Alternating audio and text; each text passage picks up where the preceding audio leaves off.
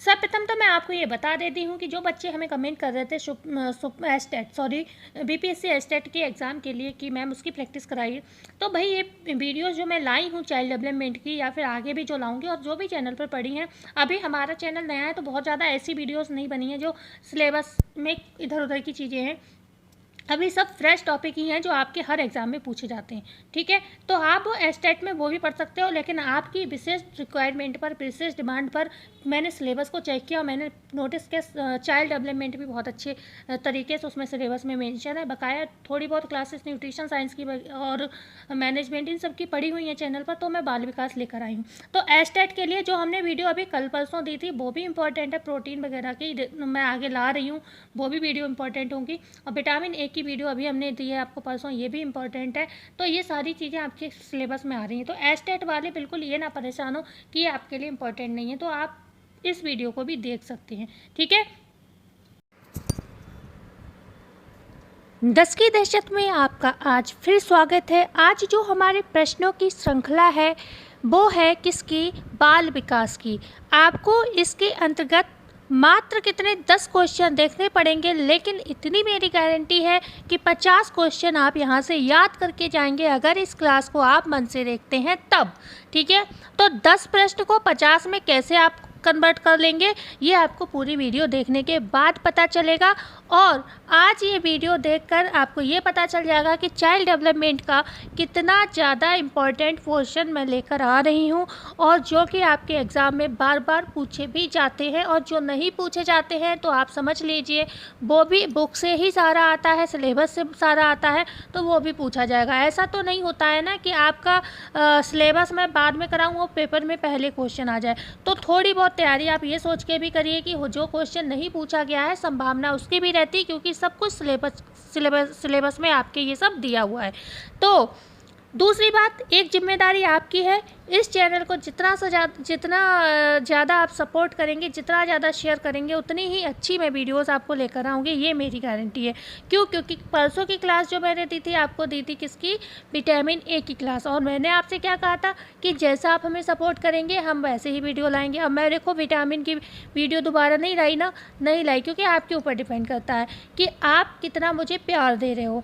और बस आप लोगों ने क्या आदत बना ली है कि जहाँ पर लाइव क्लास मिल रही है आपको, या जहाँ पर आपको सारी सुविधाएं मिल रही हैं, वहाँ आप पढ़ने जाते हो, वहाँ पर 2-4 बातें होती हैं इधर उधर की और 2-4 क्वेश्चन होते हैं। आप 10 क्वेश्चन के लिए आप कितना 1 घंटा दे देते हो, 15 क्वेश्चन में आप 2 घंटे लगा देते हो। क्यों? क्योंकि सिर्फ वहाँ पर बीच बीच में आपको लाइव चैट पढ़ने को मिल रहे हैं, बेवजह की बातें सुनने को मिल रही हैं, जिससे आपका अच्छा नेट और अच्छा समय बर्बाद हो रहा है। तो प्लीज़ आप मेरी बात को समझिए। मेरे पास बेशक व्यवस्थाएं इतनी नहीं है कि मैं आपको रोज़ लाइव क्लास दे सकूं, लेकिन इतना मैं ज़रूर कहूँगी कि अगर आप मेरे क्लास पढ़ते हो, देखो मैंने SCRT भी NCRT भी कराया है चैनल पर, जो चीज़ें रह गई वो भी मैं करा रही हूँ, लेकिन जब आप हमें सपोर्ट नहीं कर रहे हो तो बीच बीच में मेरा क्लास देने का मन नहीं हो रहा है। ठीक है, तो इसलिए मेरा मोटिवेशन ना टूटे, ठीक है, इसके लिए आपको हमारे साथ रहना पड़ेगा। कौन कौन चैनल को आज शेयर और सब्सक्राइब करेगा वो आपके सारी चीज़ हमें चैनल पर दिखाई दे जाएगी। तो क्वेश्चन 1 है, सर्वप्रथम किसके द्वारा बालकों के समुचित विकास के लिए प्राथमिक शिक्षा पर जोर दिया गया?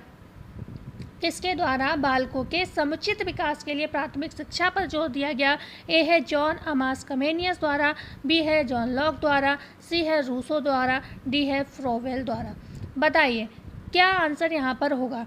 देखो अब आप क्या दोगे, क्योंकि आप कहोगे मैम का लाइव क्लास तो है नहीं, लेकिन आपका समय बचेगा, ये देखिए चलो। तो यहाँ पर राइट आंसर होगा जॉन अमास कमेनियस।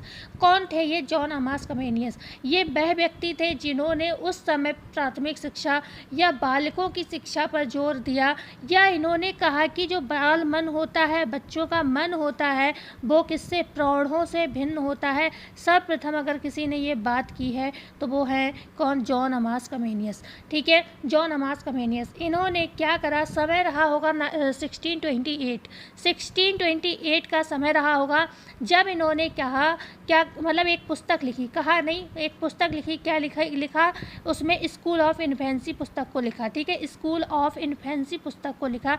नोट करते जाइएगा, ये प्रश्न पूछा गया है, स्कूल ऑफ इन्फेंसी किसकी पुस्तक है। ठीक है, स्कूल ऑफ इन्फेंसी पुस्तक को इन्होंने लिखा 1628 में लिखा। और इसमें इन्होंने क्या बताया, ध्यान रखिएगा, प्राथमिक शिक्षा के लिए जो चीज़ें इम्पोर्टेंट होती हैं, ठीक है, या जो बातें होती हैं वो उन्होंने उल्लेख किया। जो हम पढ़ते हैं ना, छोटे बच्चों को कैसे पढ़ाना चाहिए, कैसे सिखाना चाहिए, तो इन्होंने क्या किया, प्राथमिक शिक्षा की आवश्यक बातों को, प्राथमिक शिक्षा की आवश्यक बातों को इसमें लिखा। ठीक है, प्राथमिक शिक्षा की आवश्यक बातों को लिखा। 1628 का समय है। महोदय कौन है, जॉन अमास कमेनियस है, या सीधे आपसे कमेनियस पूछा जाता है। ठीक है, स्कूल ऑफ इन्फेंसी इनकी पुस्तक है। इसमें इन्होंने प्राथमिक शिक्षा की आवश्यक बातों का उल्लेख किया है। अब आप बात कर लेते हैं आपसे कौन सी, दूसरी पुस्तक। एक और इनकी ही पुस्तक है, आर्बिस पिक्टस। आर्बिस पिक्टस आपको सुनकर लग रहा है ना, ये नाम आपने सुने हैं। ठीक है भाई, मुझे तो लग रहा है। ठीक है, आर्बिस पिक्टस, क्योंकि मैंने इनको पढ़ा है और देखा है। तो दूसरी इनकी पुस्तक है आर्बिस पिक्टस। इसमें इन्होंने, देखो छोटे बच्चे क्या होते हैं ना, खेल खेल में पढ़ते हैं, या फिर उन्हें पिक्चर वगैरह दिखाओ तो पढ़ते हैं। तो इन्होंने उस ज़माने में जब कुछ ज़्यादा सुविधाएं नहीं थी, तो चित्रों की सहायता से पाठ्य सामग्री को इसमें प्रस्तुत किया। चित्रों की सहायता से पाठ्य सामग्री को सर्वप्रथम किसने अपनी पुस्तक में जगह दी, वो दी किसने, जॉन अमास कमेनियस ने। इतनी बात क्लियर हुई। जॉन लॉक वगैरह की हम बात आगे करेंगे, क्योंकि एक क्वेश्चन में बहुत ज़्यादा समय देने का मतलब है कि आप कहोगे लो मैम आप तो अब एक ही क्वेश्चन से आगे नहीं बढ़ रहे हो, तो हम इनकी भी बात करेंगे। देखो यहाँ पर भी ये लोग आ गए, इसलिए मैंने वहाँ पर छोड़ दिया इन्हें। प्राकृतिक विधियों का प्रयोग करके बालकों का अध्ययन किसने किया, क्या रूसो जॉन लॉक ने किया, या पेस्टोलॉजी वो हर्बर्ट ने किया, या फ्रॉवेल ने किया, या डी है उपर्युक्त सभी ने। तो प्राकृतिक विधियों का प्रयोग करके बालकों पर अध्ययन किसने किया। आपको पता है, एक कथन आता है, आपने पढ़ा होगा कि बच्चा कैंडल के पास जाए तो जा रहा है तो जाने दो उसे। ठीक है, वो जलेगा वो खुद सीखेगा, ऐसा कहा है, आपने पढ़ा होगा। ठीक है, जलेगा उसे आग से, मतलब जब वो जल जाएगा, बार बार कहोगे उससे अरे मत जा बेटा जल जाएगा, मत जा, वो नहीं सुनेगा। तो वो कहते हैं कि जाने दो। कौन है, प्रकृतिवादी हैं। जाने दो, एक बार जलने तो दो, मज़ा आ जाएगा खुद ही, ज़िंदगी भर याद हो जाएगा कि उसको नहीं छूना है। ठीक है, तो ये होते हैं प्रकृतिवादी। तो प्राकृतिक विधियों का प्रयोग करके बालकों का अध्ययन किसने किया, क्या रूसो व जॉन लॉक ने किया, या पेस्टोलॉजी हर्बर्ट ने किया, या फ्रॉवेल ने, उपर्युक्त सभी ने। इन सभी ने अध्ययन किया किसका, प्राकृतिक विधियों का। अब मुझे उम्मीद है आपको ये याद हो गया होगा। अब हम एक छोटी सी बात करेंगे रूसो के विषय में। रूसो ने दिया है क्या, सामाजिक अनुबंध सिद्धांत दिया है। ध्यान रखिएगा, सामाजिक अनुबंध सिद्धांत किसका है, रूसो का है। सामाजिक अनुबंध सिद्धांत किसका है, रूसो का है। देखिए मैं उंगली से लिख रही हूँ, और आज मैं बहुत कोशिश कर रही हूँ कि बोर्ड पर एक एक चीज़ लिखूँ, क्योंकि मुझे मालूम है मैं आपको वो व्यवस्थाएं नहीं दे पा रही हूँ, कि हर व्यवस्था के लिए पैसा लगता है, जो कि मैं अभी नहीं कर पा रही हूँ। कुछ समय से मेरे साथ थोड़ी प्रॉब्लम चल रही है। ठीक है, तो जॉन लॉक कौन थे, अनुभववादी सिद्धांत। ठीक है, अनुभववादी सिद्धांत किसका है, जॉन लॉक का है। अनुभववादी सिद्धांत किसका है, जॉन लॉक का है। ठीक है, इतना क्लियर हुआ। पेस्टालॉजी, अब बोर्ड को साफ करते हैं। पेस्टालॉजी के विषय में ज़रूरी जानकारी देनी है। ठीक है, पेस्टालॉजी ने क्या किया, इन्होंने, ये वह व्यक्ति हैं जिन्होंने प्रथम वैज्ञानिक अध्ययन किया किसका, बाल विकास का। प्रथम वैज्ञानिक अध्ययन किसने किया, प्रथम वैज्ञानिक अध्ययन किसने किया, पेस्टालॉजी ने किया। किसका, बाल विकास का किया। किस पर किया अध्ययन ने, अपने 3.5 वर्ष के बच्चे पर, अपने ही 3.5 वर्ष के बच्चे पर। ठीक है, 3.5 गलत लिख दिया ना, 3.5 वर्ष के बच्चे पर क्या, मतलब 3.5 लिख सकते हो ऐसे करके। ओके, 3.5 वर्ष के अपने चाइल्ड पर इन्होंने स्टडी की, जो कि प्रथम वैज्ञानिक अध्ययन माना जाता है। किसका है, नोट करना, पेस्टालॉजी का है, बहुत ज़्यादा इम्पोर्टेंट है। ठीक है, ओके, अब हम बात कर लेते हैं फ्रॉवेल का। सर्वज्ञाता प्रश्न आता है, कैसा, खेल खेल में शिक्षा किसकी विधि है। किंडरगार्टन के जनक पूछा जाता है, किंडरगार्टन के जनक कौन है, तो कौन है, फ्रॉवेल है। ओके, एक छूट गए, हर्बर्ट महोदय, हर्बर्ट छूट गए।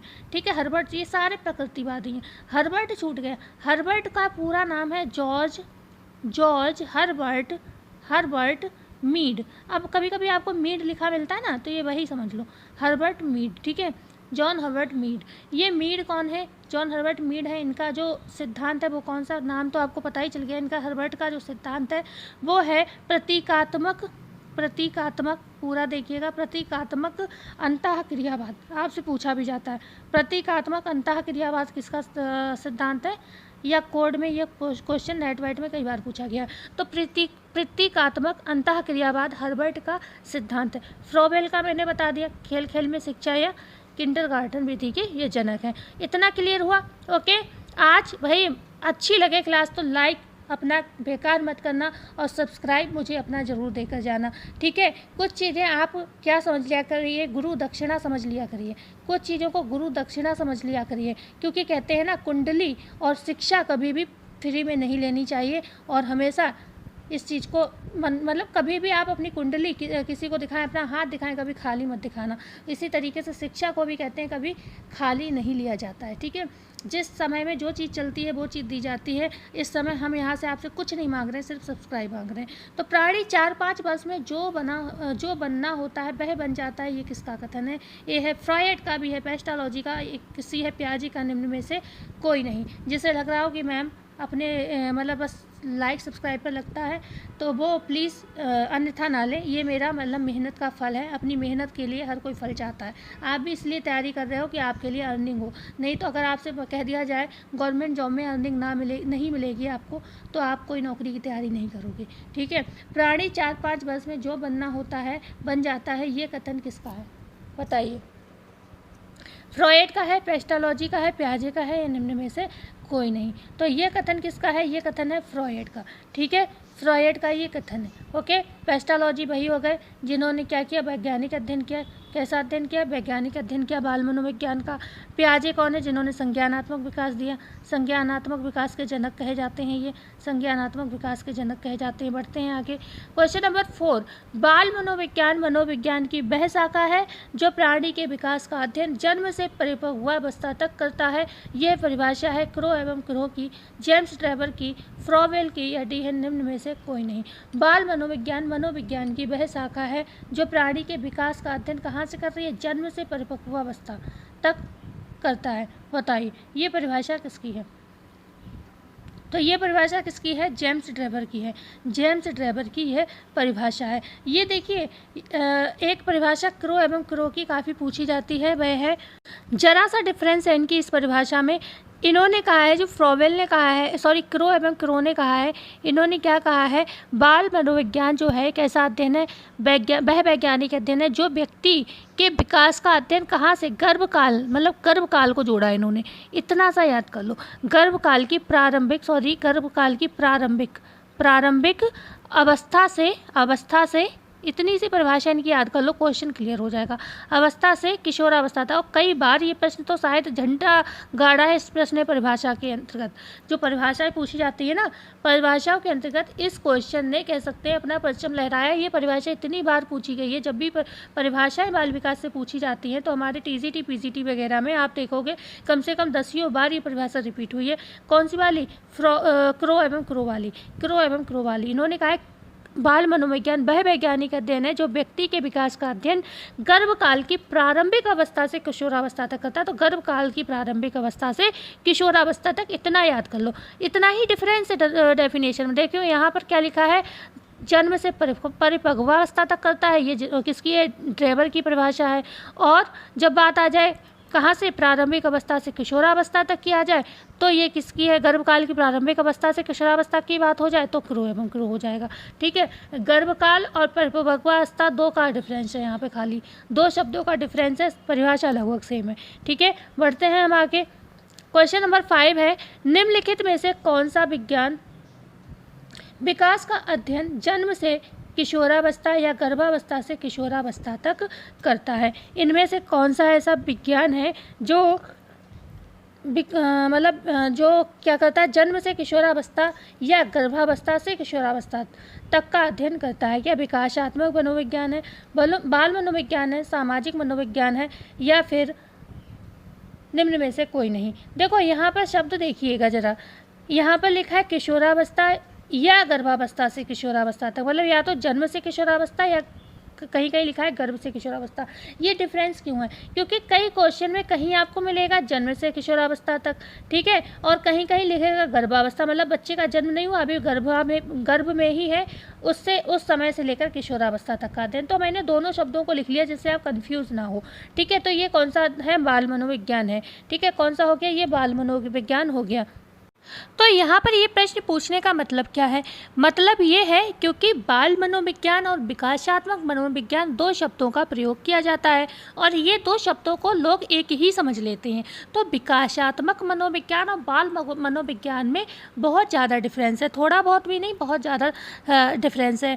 क्यों? क्योंकि देखो, जो बाल मनोविज्ञान तो आपको पता हो चल गया कि जो बच्चा पेट में आया या फिर वो किशोरावस्था जो एडोलिसेंस एज तक जाता है तब तक हम उसमें अध्ययन करते रहते हैं, ठीक है। लेकिन जो आपका विकासात्मक मनोविज्ञान है, ए ऑप्शन जो है विकासात्मक मनोविज्ञान, ये कहते हैं काफ़ी विस्तृत और व्यापक माना जाता है। तो आपसे पूछा जाए निम्नलिखित में से सबसे सर्वाधिक विस्तृत या व्यापक रूप किसका है, तो आप क्या कहोगे? विकासात्मक मनोविज्ञान का, ठीक है, विकासात्मक मनोविज्ञान का रूप है, ठीक है, ये बोलोगे। दूसरी बात, क्यों? क्योंकि इसका जो अध्ययन होता है, इसका अध्ययन कहाँ तक सीमित है भाई? ये जन्म से पूर्व से लेकर, जन्म पूर्व मतलब गर्भावस्था की बात हो गई, जन्म पूर्व से लेकर जीवन पर्यंत चलता है, जीवन पर्यंत, ओके, जीवन पर्यंत लिखने का निबंध है, एक सेकंड, जीवन पर्यंत, ठीक है, जन्म पूर्व से लेकर जीवन पर्यंत, ओके, जीवन पर्यंत, ठीक है, तक ये इसका चलता है। किसका? विकासात्मक मनोविज्ञान का अध्ययन, मतलब पूरी जिंदगी चलता है, ओके। बाल मनोविज्ञान कब तक हुआ? पेट में बच्चा आया तब से आपने स्टडी स्टार्ट की, किशोरावस्था तक, मतलब कह सकते हैं 18 साल या 20-21 साल तक आपने अध्ययन किया, बात खत्म, बाल मनोविज्ञान फिनिश। लेकिन ये बच्चा पेट में आने से लेकर कब तक? जब तक वह पूरा जीवन जीकर अपने शरीर का त्याग नहीं कर देता तब तक इसका अध्ययन चलता रहता है, ओके। विकासात्मक अध्ययन, जो विकासात्मक मनोविज्ञान होता है, इसमें क्या होता है, इस तरीके से चीज़ें समझ सकते हो कि एक नज़रिया ले सकते हो, जैसे कि हर बच्चा शूज़ किस एज में पहनेगा, हर बच्चा खाना खाना किस एज में सीखेगा, ठीक है। ये सारी चीज़ें जो अध्ययन होते हैं ये सब विकासात्मक मनोविज्ञान की देन माने जाते हैं, ठीक है। इस तरीके के हम सारे अध्ययन जो हम मान के चलते हैं ना कि इस एज तक लगभग बच्चा ये काम कर लेता, बटन लगाने लगता है, ये सारे अध्ययन जो होते हैं विकासात्मक मनोविज्ञान के अंतर्गत ही किए जाते हैं, ठीक है। क्वेश्चन नंबर 6 है, निम्न में से बाल मनोविज्ञान तथा विकासात्मक मनोविज्ञान के बीच का अंतर है। क्षेत्र में अंतर, उद्देश्य में अंतर, दृष्टिकोण में अंतर, या डी है उपरोक्त तो सभी। तो ये आपको क्वेश्चन तो सभी को आंसर इसका लगभग पता होगा। जो बाल मनोविज्ञान और विकासात्मक मनोविज्ञान है, देखो ये फर्स्ट लेसन के क्वेश्चन है चाइल्ड डेवलपमेंट के, इसलिए ये क्वेश्चन थोड़ी सी डिफरेंस है, लेकिन आप इस चीज़ को इग्नोर नहीं कर सकते हो कि विकासात्मक विकास से और मनोविज्ञान से प्रश्न बनते हैं, ठीक है, बच्चों के डेवलपमेंट से प्रश्न बनते हैं। तो हम शुरुआत में जब इतने अच्छे प्रश्न कर रहे हैं तो अभी तो हम अंदर पहुँचे ही नहीं हैं बाल विकास के, ठीक है। तो क्लास को छोड़ना आपके लिए खतरा बन सकता है। तो उपरोक्त यहाँ पर सभी होगा। अब हम बात कर लेते हैं क्षेत्र में अंतर की।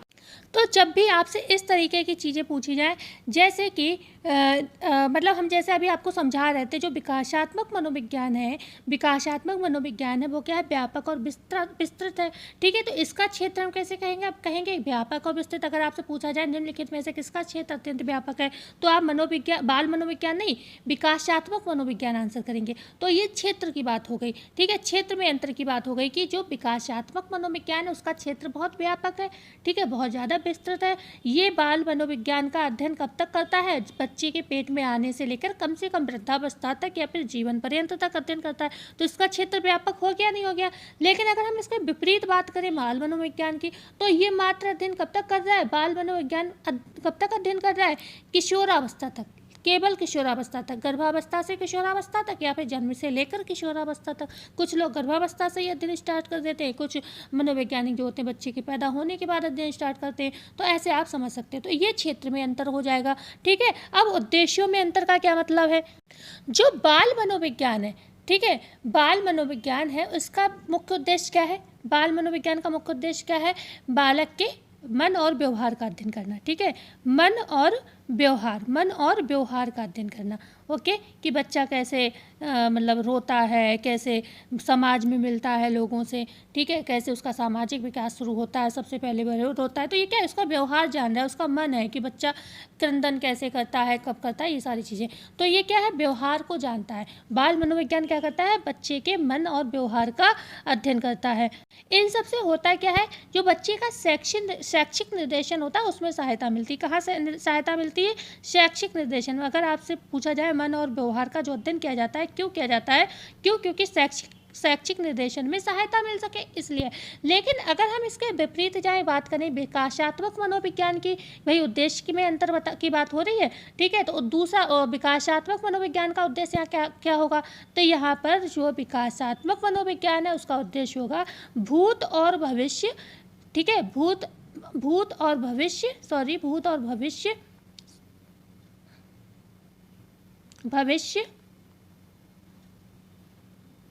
को उनके वर्तमान से जोड़ना,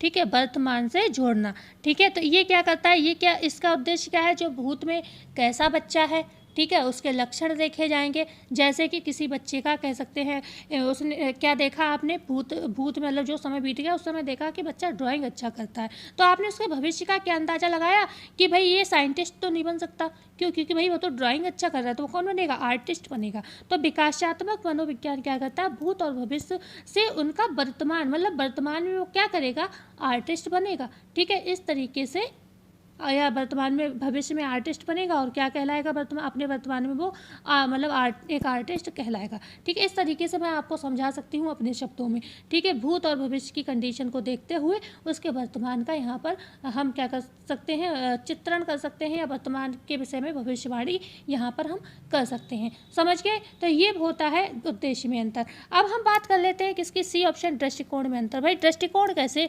एक दूसरे का भिन्न है, मतलब बाल मनोविज्ञान और विकासात्मक मनोविज्ञान के दृष्टिकोण में क्या अंतर है। जैसे बाल मनोविज्ञान की हम बात करें तो बाल मनोविज्ञान क्या देखता है, जो बच्चा है उसकी क्षमता क्या है, तो उसकी क्षमताओं का अध्ययन करता है, उसकी तर्क शक्ति का अध्ययन करता है, उसका व्यवहार प्रौढ़ों से किस प्रकार भिन्न है इसका अध्ययन करता है। ये क्या है, दृष्टिकोण है। भाई मैं जैसे मैं हूँ या आप हो, आप अपने बच्चे को अपने बराबर मान कर छोटी छोटी बात पर उसे डांटने पीटने लगो। जैसे उससे आपने कहा, छोटा बच्चा है, मान लो 3 साल का, 4 या 5 साल का, उससे कहा 1 गिलास पानी लिया और बच्चा भी उसने गिरा दिया, तो आपने क्या किया, उसे पीटना शुरू कर दिया। क्यों आपने उसे सोच लिया कैसे, आपकी तरह, जैसे आप गए कायदे से गिलास भरा, प्लेट में रखा और लेके चले आए, तो बच्चा वैसे नहीं ला पाएगा, ठीक है। तो क्या कह रहे, क्या चीज़ है यहाँ पर मतलब समझने के लिए मैं आपको बता रही हूँ। तो यहाँ पर ये समझाता है, जो दृष्टिकोण में अंतर आपको ये समझाता है कि वो बच्चा है, वो प्रौढ़ नहीं है, उससे पानी गिर गया तो गिर गया, उसे जाने दो, ये नहीं आप उसे पीटने लगो। तो एक समझने वाली बात है। तो ये दृष्टिकोण बदलता है। बाल मनोविज्ञान क्या करता है, उसकी क्या क्षमता को देखता है, तर्क शक्ति को देखता है, उस मतलब इन सब चीज़ों को देखकर कि वो कल्पना किस प्रकार की करता है। बच्चे बहुत सारी क्रिएटिविटी करते रहते हैं, वो क्रिएटिविटी क्या होती है, उसकी कल्पना पर आधारित होती है। कुछ बच्चे कुछ ना कुछ बोलते रहते हैं, कुछ स्टोरी टाइप बोलते हैं, ठीक है, तो ये क्या होती है, कल्पनाएं होती हैं उनकी, ओके। तो ये सारी बाल मनोविज्ञान जानकारी एकत्र करता है। लेकिन इसके विपरीत अगर हम जाएं, इन क्षमताओं की अभी तक हम बात कर रहे थे, इन क्षमताओं का विकास किस प्रकार किया जाए, ठीक है। इन क्षमताओं का, जो क्षमताएं अभी तक आपने देखी, जो मैंने इतनी देर तक बोली, इन क्षमताओं का आप पूरा विकास कैसे करें, क्षमताओं का विकास कैसे करें, ठीक है, विकास कैसे करें, तो कैसे करें, ये जब क्वेश्चन आ जाए तो हम कहेंगे क्या, ये क्या है, विकासात्मक मनोविज्ञान है, ठीक है। क्षमताओं को विकसित करने की बात हो जाएगी तो वहीं पर आ जाएगा क्या, विकासात्मक मनोविज्ञान। मतलब हम ये बल देने लगे कि भाई इसके अंदर ये कौशल है, भाई ये आर्टिस्ट है, अब इसको कैसे हम विकसित करें, कि मतलब कैसे ऐसी दिशा प्रदान करें कि इसको मतलब ये अपने भविष्य में सफल हो जाए आर्टिस्ट बनने में। कई बार होता है, क्रिएटिविटी बहुत लोगों में होती है, लेकिन क्या है, माहौल नहीं मिल पाता, समस्याएं होती हैं गंभीर, चाहे पैसे की हो सकती हैं, चाहे आसपास की समाज की हो सकती हैं, तो जिस वजह से उनका डेवलपमेंट नहीं हो पाता है। तो यही विकासात्मक मनोविज्ञान समझाता है कि मतलब किस तरीके से उसकी क्षमताओं को विकसित किया जाए। तो यहाँ पर डी ऑप्शन तो करेक्ट था, आपको बता ही दिया था मैंने, ठीक है। बढ़ते हैं आगे क्वेश्चन नंबर 7 पर। बाल विकास अध्ययन करता है बालकों के विकास का, व्यवहार का, विकास को प्रभावित करने वाले तत्वों का, या डी है निम्नलिखित में से सभी का। तो बाल विकास अध्ययन किसका करता है? इनमें सभी का अध्ययन करता है। भाई बालकों के विकास का भी अध्ययन करता है, व्यवहार का भी अध्ययन करता है, विकास को प्रभावित करने वाले तथ्यों का भी अध्ययन बाल विकास के अध्ययन के अंतर्गत किया जाता है। बढ़ते हैं हम आगे। क्वेश्चन नंबर 8, बालक के विकास पर प्रमुख रूप से प्रभाव पड़ता है। ए है वंश परंपरा का, वातावरण का, परिपक्वता और शिक्षण का, डी है उपर्युक्त सभी का। तो आप समझ गए होंगे क्वेश्चन पढ़कर, भाई हम जानते हैं पेरेंट्स से हम बहुत सारी चीज़ें लेते हैं, तो हमारे डेवलपमेंट पर कहीं ना कहीं वंश परंपरा का प्रभाव पड़ेगा, वातावरण का भी प्रभाव पड़ता है, परिपक्वता कैसी है, शिक्षण कैसी है, ये नोट कर लेना। ये सारे प्रश्न पूछे जाते हैं। परिपक्वता, वातावरण और शिक्षण तो कई बार पूछा गया है, ठीक है, तो इनका ध्यान रखिएगा। ये सभी सही होंगे यहाँ पर। लेकिन हम बात कर लेते हैं थोड़ा सा वंश परंपरा का कि ये हमें कैसे प्रभावित करती है। तो गर्भाधान के समय क्या होता है, जो माता पिता होते हैं तथा जो हमारे पूर्वज होते हैं उनके विभिन्न शारीरिक, ध्यान रखिएगा कौन कौन से, शारीरिक, ओके, मानसिक क्या चीज़, जो मानसिक शारीरिक गुण होते हैं, या कह सकते हैं हम, कह सकते हैं क्या, योग्यताएं या क्षमताएं होती हैं, योग्यताएं या क्षमताएं होती हैं, योग्यताएं तथा क्षमताएं होती हैं, ये सब क्या है, प्राप्त जो करते हैं, ये सब क्या है, वंश परंपरा से ही हमें मिलती है। मानसिक शारीरिक योग्यताएं, जो क्षमताएं हैं हमारी, ये सब हमें वंश परंपरा से मिलती है। कई बार आप देखते हो बच्चे बहुत मेहनत करते रहते हैं लेकिन पढ़ने में उतने अच्छे नहीं होते, पूरे पूरे दिन पढ़ते हैं लेकिन पढ़ने में नहीं अच्छे होते। तो आप जाना उनकी मतलब पीढ़ी में पता करना कि उनके पेरेंट्स, माता पिता थे, वो पढ़ने में कैसे थे, तो आप कहीं ना कहीं आपको आपके सवाल का जवाब मिल जाएगा, ठीक है, या आपके बच्चे कैसे हैं, और फिर आप अपने जब देखना कि आप पढ़ने में अच्छे हो या नहीं हो, ठीक है, आप अच्छे हो और उसके बावजूद भी आपके बच्चे पढ़ने में अच्छे नहीं हैं, या फिर आप भी अच्छे नहीं हो और बच्चों के साथ भी वही समस्या हो रही, तो इस चीज़ को जरूर सोचना, ठीक है। कई बार ऐसा होता है कि हमारी गुण हमारे बच्चों में आ जाते हैं, वो मेहनत कितनी भी करें या हम उनके लिए साथ कितनी भी मेहनत कर लें, पर वो चीज़ें उतना नहीं समझ पाते, ठीक है। तो ये आपको क्लियर हुआ। वातावरण आप जानते हो क्या होता है, वातावरण भी आपको पता है, जैसे परिवार है, पड़ोस है, विद्यालय है, समाज है, संस्कृति है, सामाजिकरण की जो प्रक्रियाएँ हैं, इन सब तथ्यों का प्रभाव आपके ऊपर पड़ता है या हमारे बच्चों के ऊपर पड़ता है, ठीक है, हम कहेंगे हमारे बच्चों के ऊपर पड़ता है। स्कूल का माहौल, शिक्षण में सिलेबस जो चल रहा है वो किस तरीके का है, हाँ, ठीक है, आपका डेवलपमेंट किस कंडीशन में हो रहा है, इन सब चीज़ों का प्रभाव बालक के विकास पर प्रमुख रूप से पड़ता है। क्वेश्चन नंबर 9 है, निम्नलिखित में से प्रश्नावली विधि के जनक इनमें से कौन है। आपको ये बहुत अच्छा क्वेश्चन दिया है मैंने, ये प्रश्न पूछ लिए जाते हैं और कई बार हमें याद नहीं रहते, ठीक है। तो प्रश्नावली विधि के जनक इनमें से कौन है, ये आपको बताना है। क्या सुकरात है, क्रो एवं क्रो हैं, रूसो हैं या स्टैनले हॉल हैं। तो भाई प्रश्नावली विधि के जनक की अगर हम बात करें तो उससे पहले हम बात कर लेते हैं कि ये सुकरात महोदय कौन है। तो सुकरात ने क्या दिया, आपको पता है, साक्षात्कार विधि के ये प्रणेता हैं। साक्षात्कार विधि जो है वो सुकरात की देन है, साक्षात्कार विधि किसकी, सुकरात की देन है। क्रो एवं क्रो, इसमें थोड़ा सा मुझे दिक्कत है, मैं थोड़ा कन्फ्यूज़ हो रही हूँ, लेकिन मुझे जहाँ तक याद है जीवन इतिहास विधि इन्हीं की है, ठीक है, क्रो एवं क्रो की है, जीवन इतिहास विधि क्रो की है, ठीक है। और रूसो ने क्या दिया है, रूसो ने क्या दिया पता है किसी को, रूसो ने क्या दिया है, जो प्राकृतिक विधियाँ हम पढ़ते हैं, प्राकृतिक विधि जो हमने शायद प्रश्न में एक बार बात भी की आपसे, प्राकृतिक विधि जिसमें हर्बर्ट वगैरह सब थे, तो ये रूसो की है, ठीक है, प्राकृतिक विधि के प्रणेता कह सकते हैं रूसो महोदय हैं, और लोग भी हैं मतलब रूसो भी हैं, ओके। तो हमारा लास्ट आंसर बचता है कौन, स्टैनले हॉल। स्टैनले हॉल क्या है, प्रश्नावली विधि के प्रणेता या जनक माने जाते हैं। क्लियर हुआ। पढ़ते हैं प्यारे बच्चों आगे। क्वेश्चन नंबर 10, बाल अध्ययन की आवश्यकता है। ए है बाल जीवन को सुखी व समृद्धशाली बनाने के लिए, बी है विकासात्मक कार्यों की जानकारी प्राप्त करने के लिए, सी है बालकों का उपयुक्त समय पर शिक्षण प्रदान करने के लिए, या डी है निम्न में से सभी। अब इतनी तो चीज़ें बात हो गई, आगे बढ़े जरा। तो इसके अलावा भी कुछ चीज़ें रह जाती हैं। हमने 3 पॉइंट की बात कर ली, लेकिन 3 में ही तो ख़त्म नहीं हो जाता ना बाल विकास। तो सबसे पहले सबसे बेस्ट ऑप्शन जो होता है, हम बात करें सर्वांगीण विकास के लिए, बालकों के सर्वांगीण विकास के लिए, और ये प्रश्न पूछे भी जाते हैं, ठीक है, इनको आप कहीं भी पढ़ सकते हो, हर जगह मिल जाते हैं। सर्वांगीण विकास के लिए समायोजन संबंधी जो समस्याएँ होती हैं बच्चों में, समायोजन वाली प्रॉब्लम होती हैं, उनके समाधान के लिए भी बाल अध्ययन बहुत आवश्यक है कि कैसे बच्चों में ये गुण डेवलप किया जाए कि वो मिलजुल कर रहने की आदत को विकसित कर सकें, ठीक है। बालकों के विकास की दिशा का निर्धारण करने के लिए जो डेवलपमेंट है सही दिशा में हो, इस चीज़ के लिए हमें बाल विकास बाल अध्ययन आवश्यक है। और बाल व्यवहारों को नियंत्रित करने के लिए, भाई ये नहीं है कि बाल विकास हम पढ़ रहे हैं और उसे बस पेपर दे के ख़त्म कर देंगे। हमें भी ये मतलब अपनी जिम्मेदारी है, चाहे अपने बच्चे हैं, चाहे हम टीचर हैं, वहाँ पर बच्चे हैं, उनके व्यवहारों को कैसे नियंत्रित करें, ये भी आवश्यक हो जाता है। ठीक है, और बालकों के मार्गदर्शन में सबसे अच्छा इम्पोर्टेंट है। ठीक है, तो आज की क्लास कैसी लगी? आज की पूरी क्लास में मुझे दिक्कत नहीं हुई, पर अब जाके गले में वही दिक्कत जो होती है वो हो ही गई लास्ट में। तो ये सारे पॉइंट इंपॉर्टेंट है। क्लास कैसी लगी हमें बताना ना भूलिएगा। अच्छी लगी हो तो बस अपना फ़र्ज़ ज़रूर निभाइएगा। मैंने अपना फ़र्ज़ निभा दिया, आपको क्लास देकर मेहनत करके, भाई क्वेश्चन निकालो, ढूंढो, बनाओ, टाइप करो, वीडियो बनाओ, आप तक भेजो। ठीक है, मैंने अपना पूरा फ़र्ज़ निभाया। अब आगे आपका फ़र्ज़ है, आप इसे ज़्यादा से ज़्यादा शेयर करें, सब्सक्राइब करें और लाइक अवश्य करें। मिलते हैं ऐसी ही वीडियो में, जब तक के लिए धन्यवाद।